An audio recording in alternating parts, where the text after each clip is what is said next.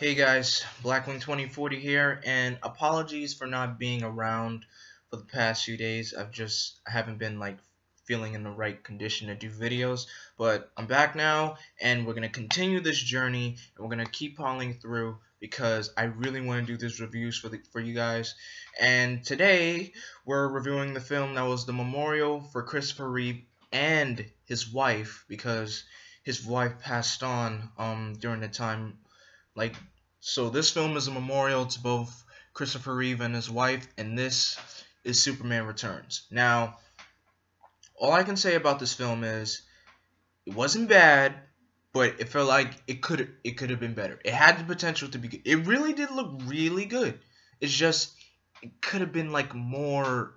It should have been more stuff in there. So the plot leaves off from Superman 2, this including from Superman 3 and 4, because those films did not live up to its potential. So Superman has been gone for 5 months or years. I think it was 5 years. He figures out a scientist found remnants of his planet, that Krypton. So he leaves thinking that Krypton is still alive, but it's not. And if you want to get the full detail on it, there's a deleted scene on YouTube. You can find it. Just type in Superman Returns deleted scene. Bam, it's there. So anyway, he comes back, reliving his old job as Clark Kent. Lois got married to Perry's nephew. Yeah, you heard me right. Perry White has a nephew. So Perry is now her uncle. Wait, no. Does that make sense? Yeah. Perry's her uncle. And and she has a son. And I'll get to that later. So Superman is played by Brandon Routh, who currently plays the Atom on Arrow, who does this fantastic job. Brandon Routh was an okay choice to play Superman. The only reason why they picked him is because he looked like Christopher Reeve, with no doubt in my mind. No doubt in my mind. He seemed like the perfect choice for him to play Superman. He had it down. The only thing I did not like is just he was just too angry. He was disappointed all the time. You see him flying, you just see a look of disappointment on his face. I'm like, what's wrong? You're back. Just be happy. Lois Lane is played by Kate Boseman, and Lex Luthor is played by Kevin Spacey. Kevin Spacey's good. His Lex Luthor performance was good. Kate Boseman, on the other hand, as Lois Lane, in between. I'll give it in between. Oh, and you also have the regular Superman characters in there. You got Jimmy Olsen, who barely played a role in this film. He probably only had 3 scenes he was in, and that was it. He barely did anything.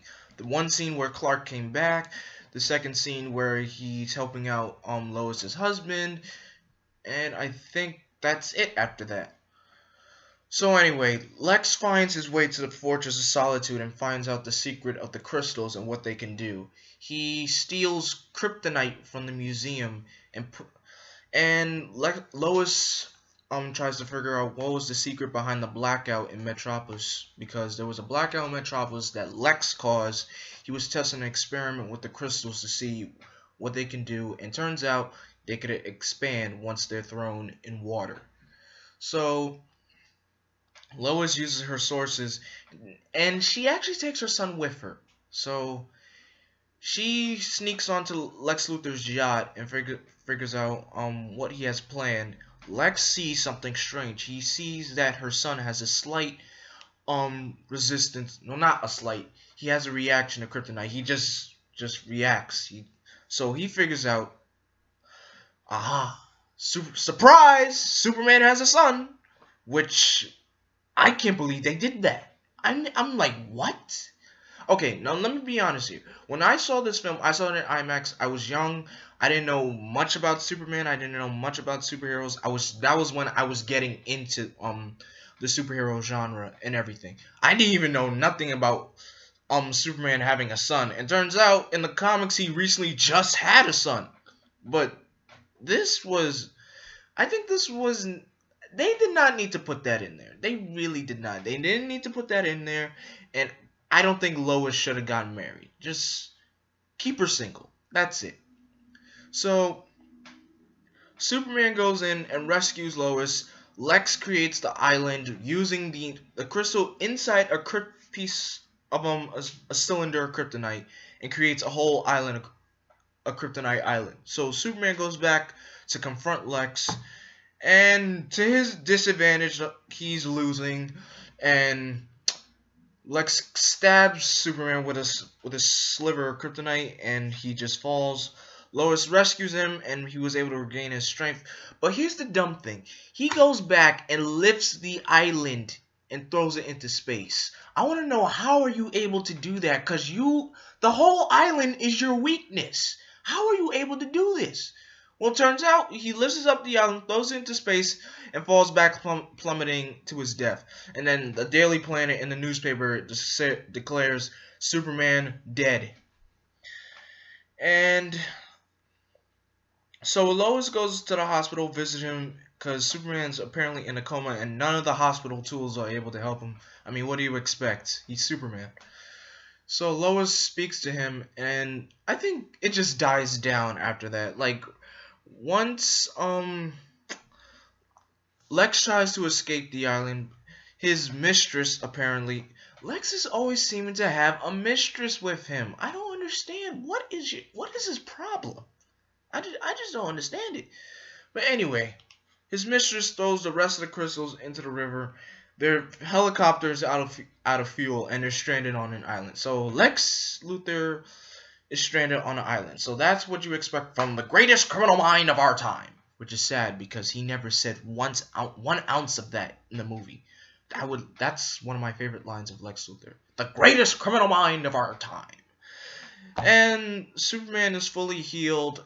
He goes to Lois's house. He speaks to her son, well, his son.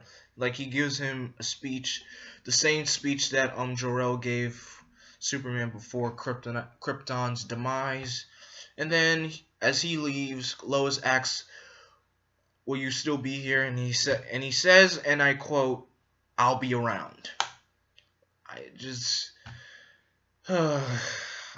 and to be honest, Bryan Singer was the director of this film. I love his work. He did a fantastic job with X-Men. He did a fantastic job with X-Men 1 and 2. Days of Future Past, out of the ballpark.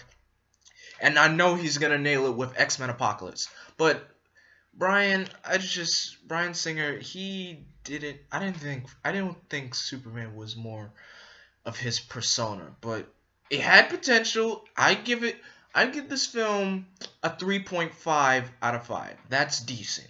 For me, that's decent enough.